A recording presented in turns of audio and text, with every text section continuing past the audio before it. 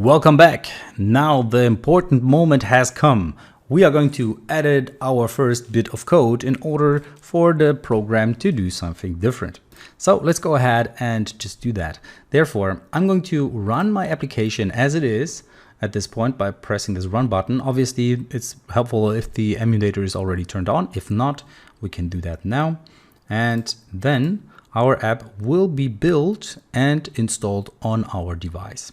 Okay, it takes a few seconds, as you can see here, or even minutes, depending on your device. Now you see the bug that we had earlier suddenly also disappeared. So that's something that can happen when you run and develop applications.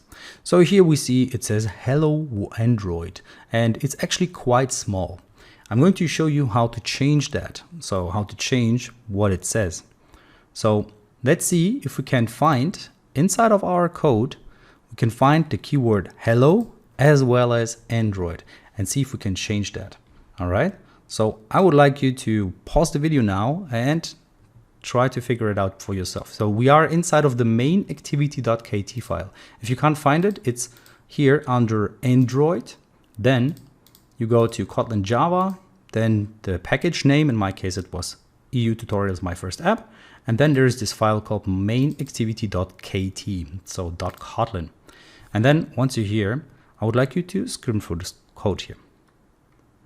Okay, you could have just used Control F or Command F, depending on which system you're using, and searched for hello. And there we are. So in line 32, in my case, I can see the text saying hello. And then there's this $sign as well as name. All right, so that's weird, whatever name is. So it says hello. So let's replace hello with welcome, and not in the search, but actually inside of this line. Okay, we're going to look into what all of these things around it do later on. It's a little too complicated at this point, but later on it will make a lot more sense. So here, instead of hello, I'm going to say welcome. Okay, so now it's going to say welcome name. All right, let's rerun our application just to see if what we just did made or had an impact. So let's click on this run button once again and see how our app is going to behave. So it's still loading. You can see that here at the bottom, it was still loading. So the install was successful, and you see it says welcome Android now. All right, number one is done. So now the next thing is, let's change Android as well. We're inside of a program, an Android program. Let's see if it finds Android anywhere. And you can see that it did find Android at two different spots. It found it here and it found it down here. So which of those Androids should we change? Well, I will show you what both of them do. All right.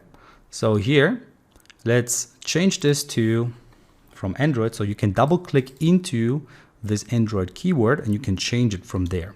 So my name is Dennis, so I'm going to use Dennis in here.